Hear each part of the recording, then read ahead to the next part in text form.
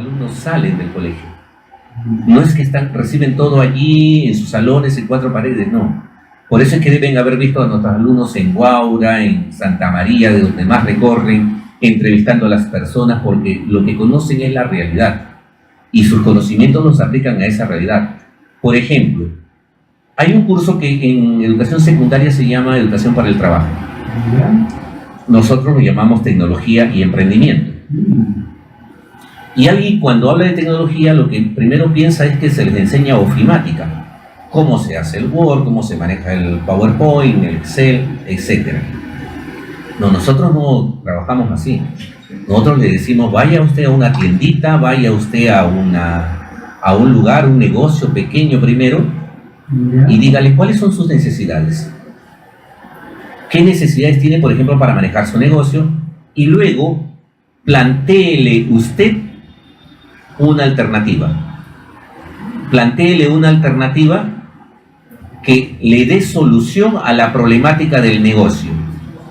Y entonces allí es donde va a utilizar la herramienta. Y entonces los chicos aprenden y dicen, no, esta tiendita es poco conocida, vamos a hacerle un volante. Y utilizan para eso un programa que les permita hacer un diseño del volante.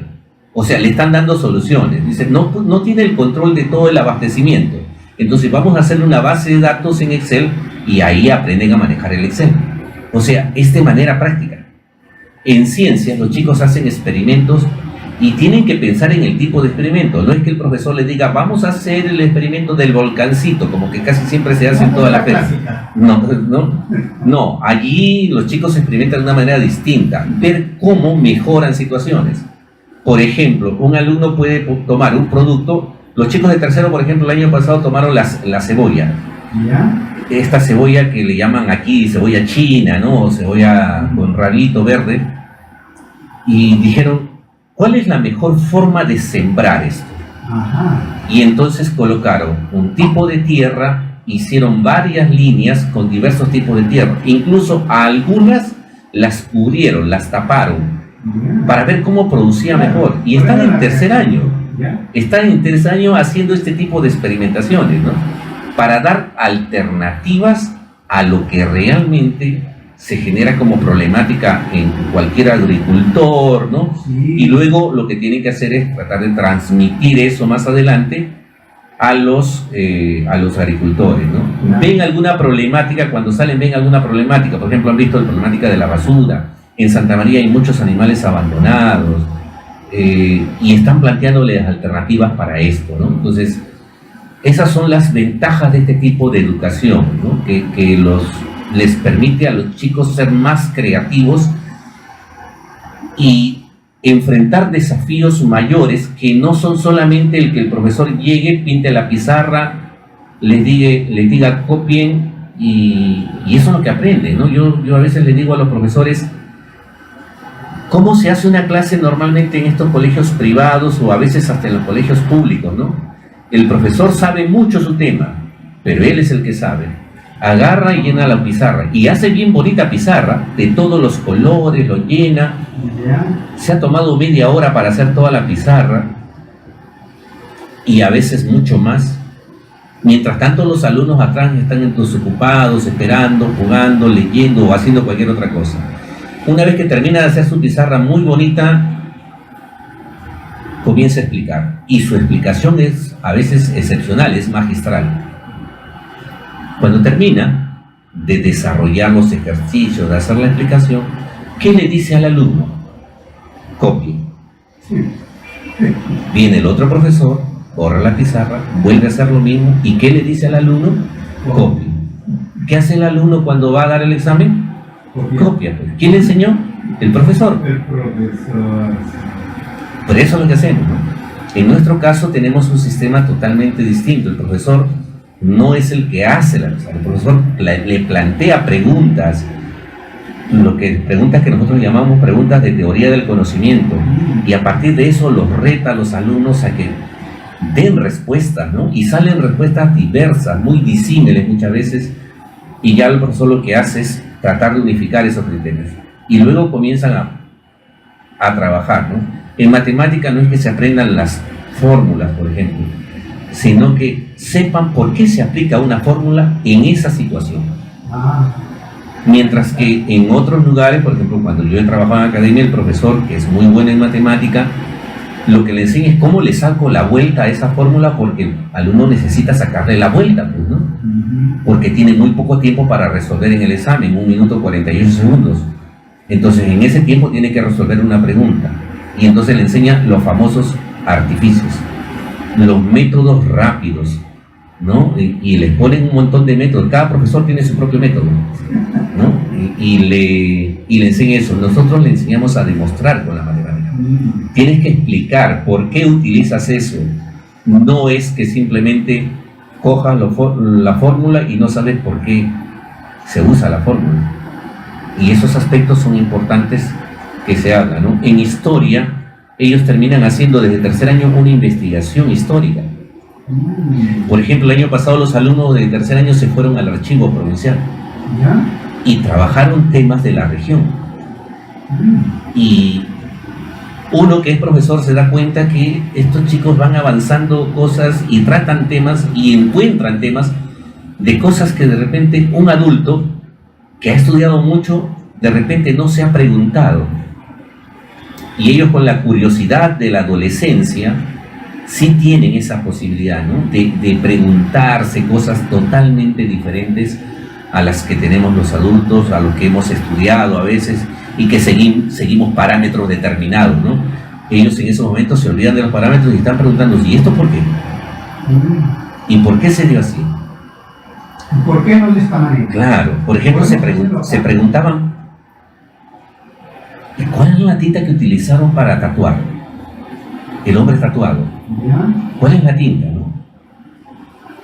Vegetal, orgánica. Claro, o sea, ¿cuál de ellas es?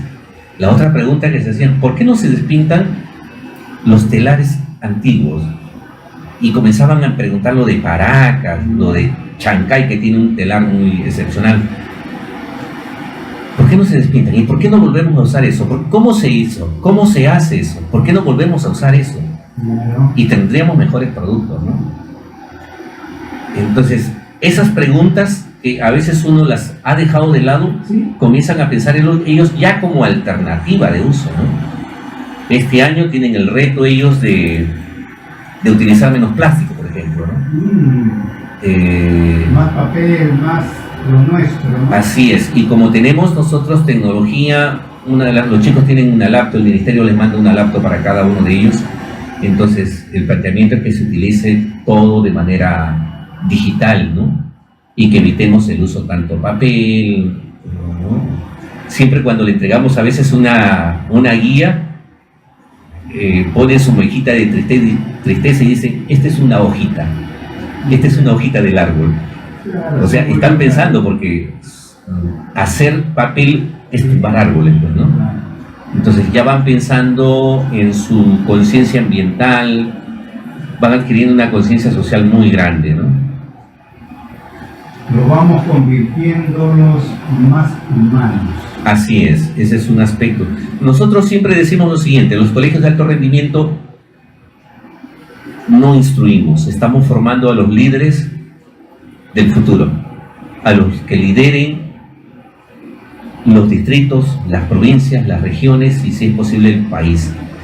Esta es la generación que debemos seguir formando, porque necesitamos gente que realmente conozca su realidad. Por eso es que nos preocupamos mucho por la información.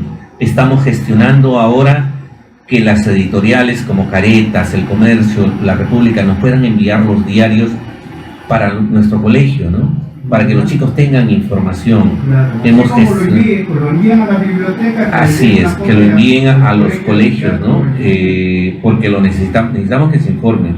Porque si queremos que nuestros alumnos sean líderes, un primer aspecto que nosotros siempre insistimos es que estén informados.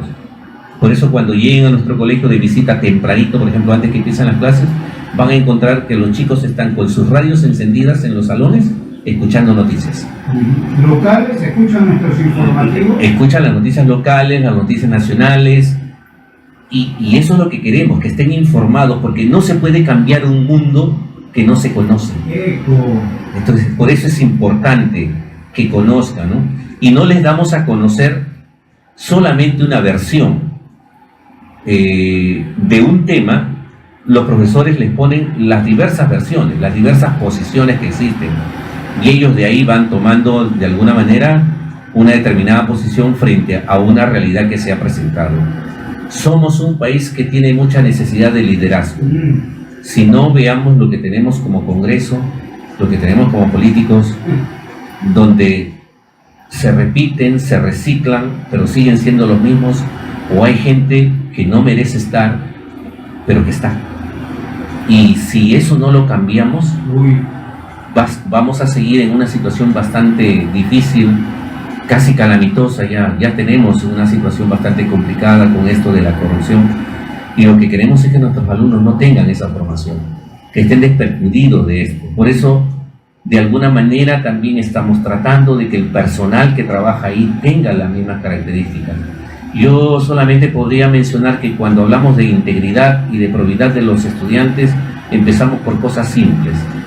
Por ejemplo, yo siempre le pregunto cuando voy a los colegios, ¿qué tienes instalado en tu computadora? ¿Qué sistema operativo tienes instalado? Windows, la mayoría tiene Windows.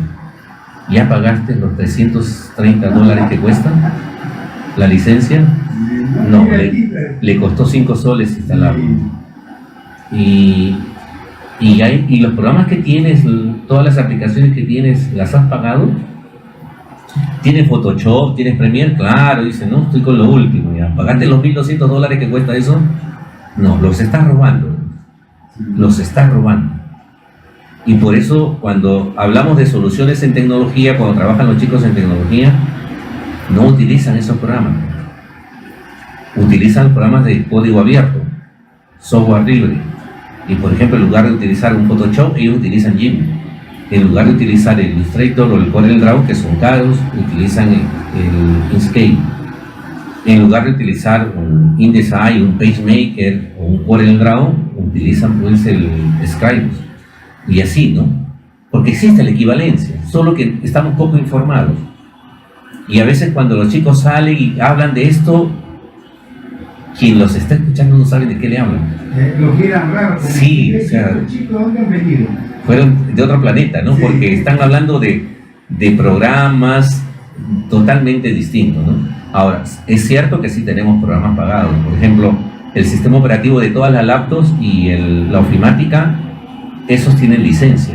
Porque esos vienen con el mismo equipo. Claro, todos vienen instalados, ¿no? Y el ministerio tiene un convenio con Microsoft para poder utilizar esto.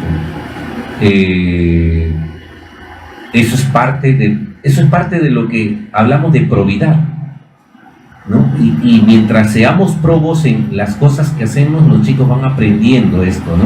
Los profesores han tenido un reto grande, aprender a manejar estos sistemas operativos, estas aplicaciones o software que vienen instaladas también en las laptops que le dan a los profesores.